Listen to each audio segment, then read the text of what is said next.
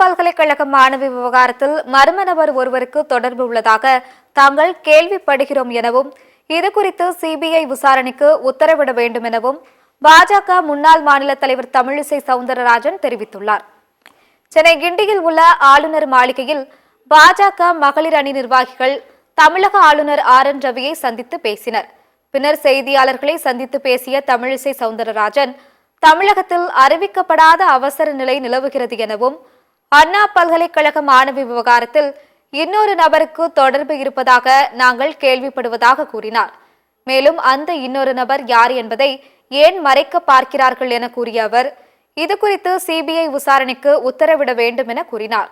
இதனைத் தொடர்ந்து பேட்டியளித்த பாஜக நிர்வாகி குஷ்பு, வழக்கில் மற்றொரு நபருக்கு தொடர்புள்ளது எனவும் சிபிஐ விசாரணை குறித்து ஆளுநரிடம் பரிந்துரை செய்துள்ளதாகவும் கூறினார். கிடைக்குமா?